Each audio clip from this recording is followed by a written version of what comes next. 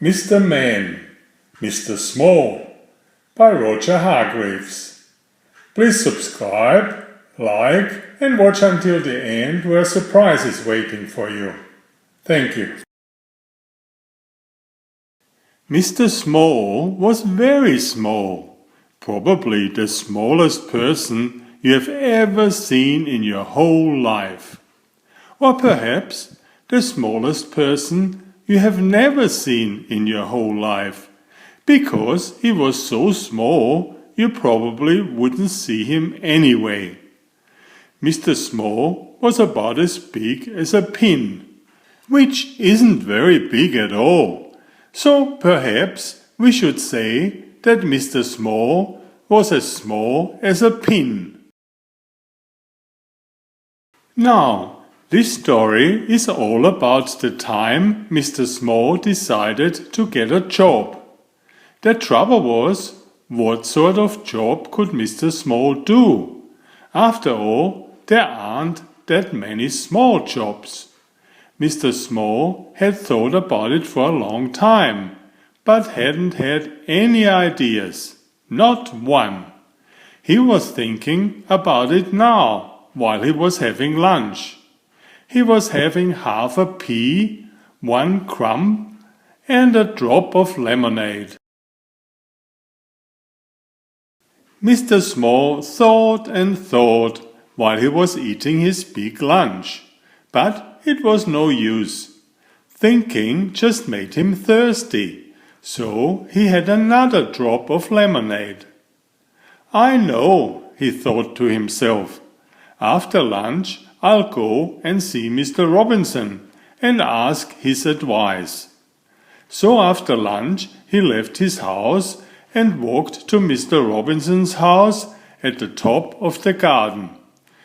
It was quite a long walk for somebody as small as Mr. Small, and halfway there he stopped for a rest.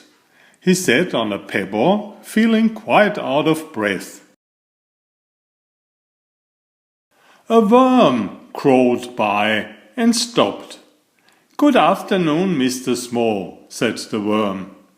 "Good afternoon, Walter," said Mr. Small to the worm, whom he knew quite well. "Out for a walk, are you?" asked Walter. "Going to see Mr. Robinson," replied Mr. Small. "Oh," said Walter. "About a job," added Mr. Small. "Oh," said Walter, the worm, again, and crawled off. Walter was a worm of very few words. After he'd rested for a while, Mr. Small set off again, and walked all of the rest of the way to Mr. Robinson's house, without stopping once. When he got there, he climbed up the steps to Mr. Robinson's back door. He knocked at the door. Nobody heard him. He knocked again at the door. Nobody heard him. The trouble was, you see, that if you are as small as Mr. Small, you don't have a very loud knock.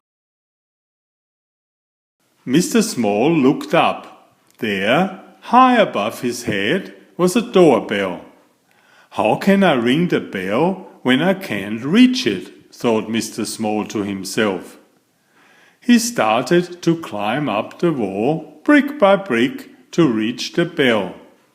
He had climbed up 4 bricks when he made the mistake of looking down.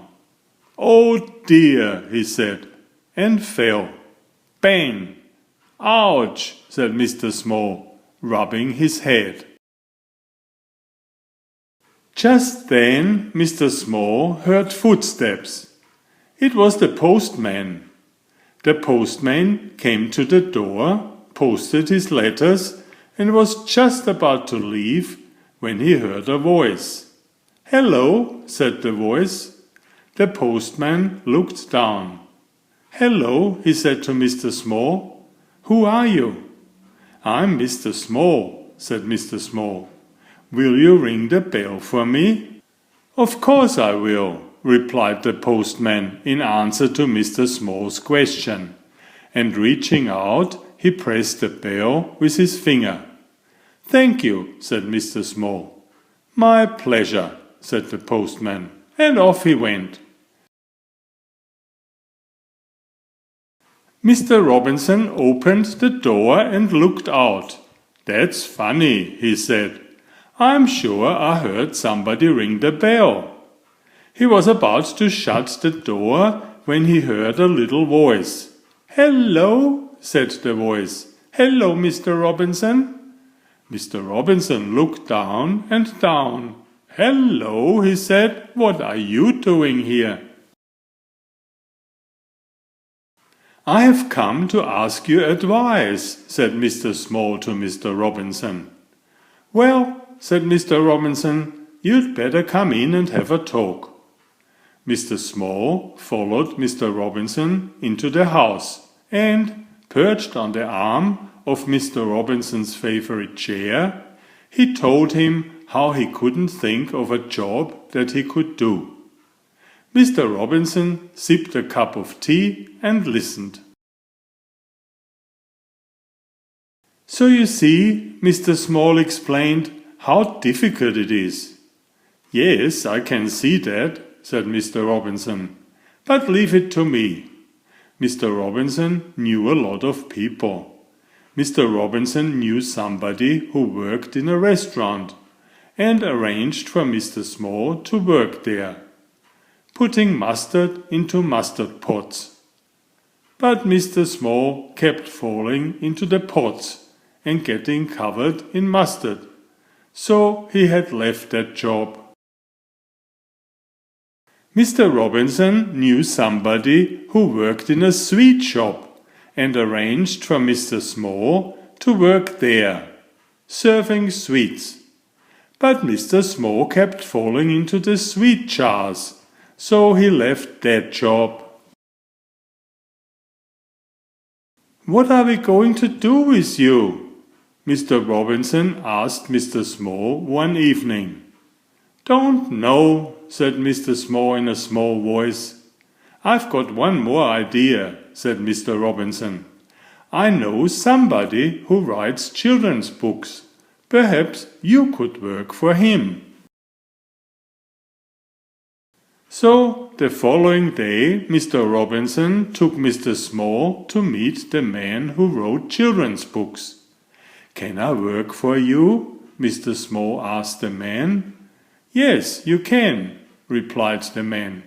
"Pass me that pencil and tell me all about the jobs you have been doing.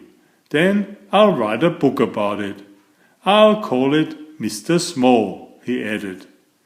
"But children won't want to read a book all about me," exclaimed Mr. Small.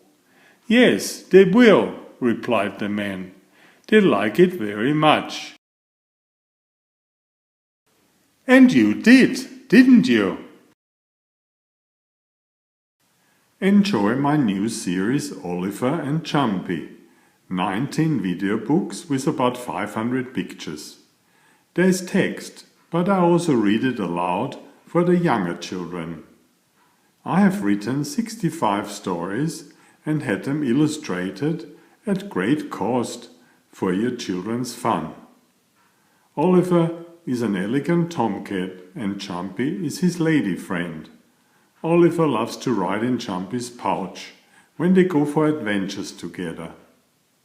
Please find a link to the first book in the description of this video. Please always subscribe and like if you find my effort interesting. Thank you so much.